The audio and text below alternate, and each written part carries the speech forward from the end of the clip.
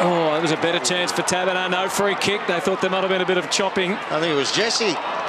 Gave a little bit of a yell at the umpire as well. Well, Pendlebury's handball didn't end up in familiar hands as it comes out to Mundy, and he's got a good look at that. Puts it through for the first goal. Fremantle doing all the attacking.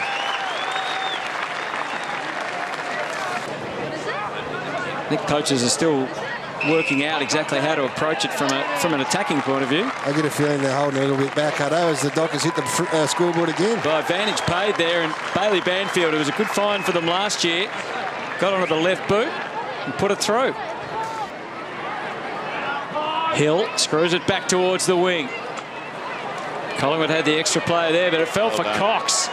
He gets away from Roughhead, sends it up into the breeze and says, off you go!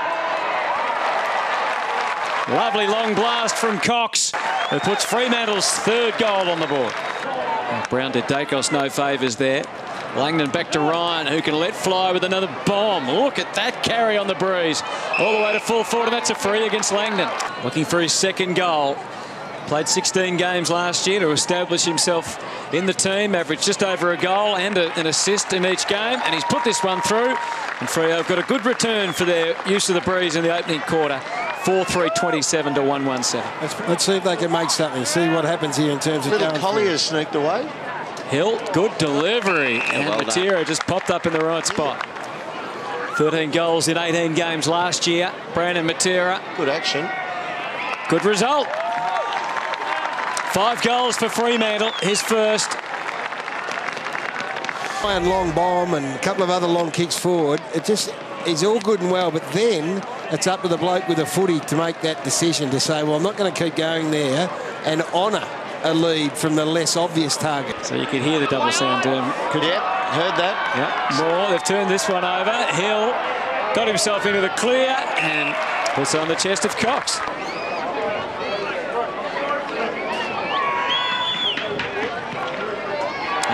He did well. Worked out what the breeze was going to do and not do.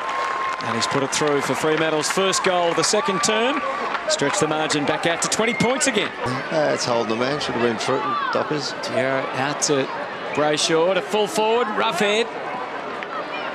Didn't mark, but he does keep it away from Jones. Clever ball use on the ground, and Ballantyne might be rewarded. Curls it back. A much-needed Fremantle goal there, first of the third quarter. Kick them when you can get them, but it's not a conventional style of football.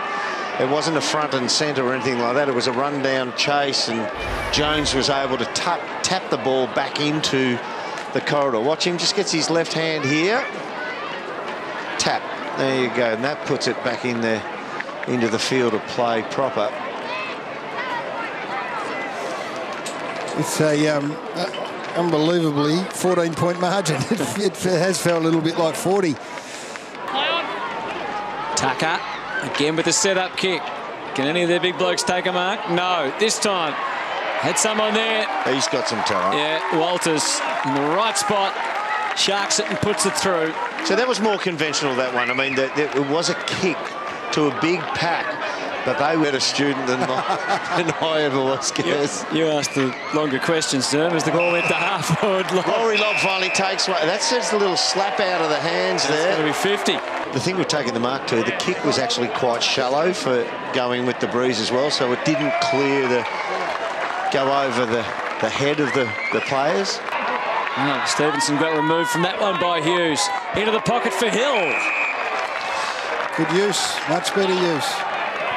Arcs around, back into the breeze. He's hit it well. Once again, Fremantle in front to him. Cribbed the distance, recognising it's a tough kick, even from 40 metres, with a set shot. Langdon with a collect. Back to Brayshaw. Ballantyne gets squashed at the back. Brad Hill. Langdon kept on coming. Dribbles it, but that's okay. And they hang on in there, Freo, back to within a point. Brad Hill, he didn't even run front and centre. He just thought the pack's formed there. It's probably not going to get marked. And he just stayed out the other side completely by himself. Again, and that he'll get back to that, Jesse, as the more footy he plays. The ball sits. And they've just strolled through there, Cox to Matsir, a bit more like training than anything else. Late in the game, it's still 6.5 minutes to go, and they've cut the margin back to 13 points. Nice ball movement that time. Ran a little harder that way, Gaz.